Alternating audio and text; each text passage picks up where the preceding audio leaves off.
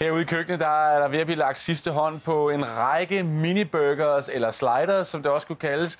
For her engang i november, midt i november cirka, så åbner der en ny restaurant inde i København, den kommer til at hedde Sliders, og den serverer altså kun mini-burgers. Derudover så kan man få guldøl, gin tonic og sodavand. Er det rigtigt? Det er rigtigt. Det lyder som noget, der retter sig mod det mandlige publikum. Magnus Larsson og Ludvig Appeltrup hedder de to mennesker, der står her. Magnus, hvis vi nu starter med dig. Yes. Det, du er ved at lægge sidste hånd på lige nu, det er jo noget af det, vi viste tidligere på morgenen. Yes. Det er blandingen af kylling og anding. Det er simpelthen vores braserede andebryst og kyllingebryst, der er blevet pillet fra hinanden, og så har vi lige stegt det til sidst her i noget sød chili og hoisin-sovs. Dufter dejligt. Ja, det synes jeg også.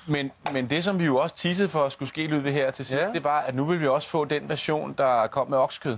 Det vil jeg nemlig. Du har, hvis vi starter over i gryden, så har du lavet en peberfrugtscreme. Det har jeg nemlig. Hvad er der i den? Der altså er peberfrugt selvfølgelig, men hvad ellers? Der er peberfrugten. Så er der godt med chili. Ja.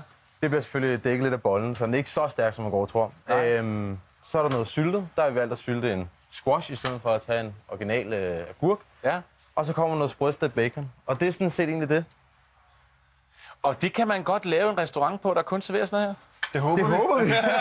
Det finder vi ud af jo. Altså, jeg vil jo sige, at det ser super godt ud. Ja, det er vi glade for at høre. Vi er jo også vant til herinde, at der er Michelin-kokke, der kommer og laver mad. Det er jo også en dejlig gang, men bare kunne gå ned i det andet mode, der hedder... Det her kan jeg i hvert fald lave selv, og jeg kan i hvert fald godt spise det. Vil I ikke komme med ind og begynde at smage? Morten, jeg tror også, de serverer drikkevarer. Gin tonic. Ja, Gin tonic, guldøl, og så kan man også godt få lidt sodavand. Det kan jeg godt lide mellem. Tror I selv, drenge, I kan lave en restaurant på det her?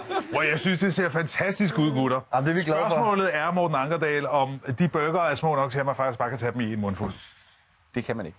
Det kan være en udfordring. Det kan man ikke. Hvis du gør det, så har vi et YouTube-moment. Det kan man godt, selvfølgelig kan man det. Må man stå sådan en i en enkelt mundfuld? Du får simpelthen sådan en anretning her. Perfekt. Det kan du ikke. Den der?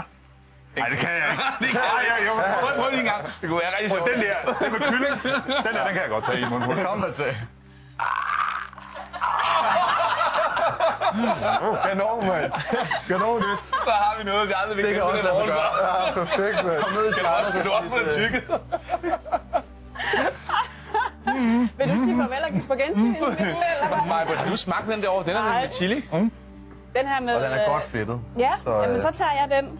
Det går, vi har en håndvask. Jeg tager den ind i Det kan noget. Mens det er vi glade for at høre. det smager, og Mikkel får tykket færdigt, så kan jeg bare fortælle jer, at i morgen, der får vi besøg af klimakommissær Connie Hedegaard. Der er jo ikke lang tid tilbage som klimakommissær. Er du snart ved at tykket færdigt? og så har det jo altså været en morgen, hvor Bjarne Corydon var forbi og fortælle om finanslovsforhandlinger, og så har vi altså fået de her burger. Smager rigtig godt. Gør de det? Ja, du må altså også lige selv. Kan du sige noget om, hvad de skulle med? Tusind tak for besøget. En fornøjelse. Ja, rigtig Og så dejligt. god dag.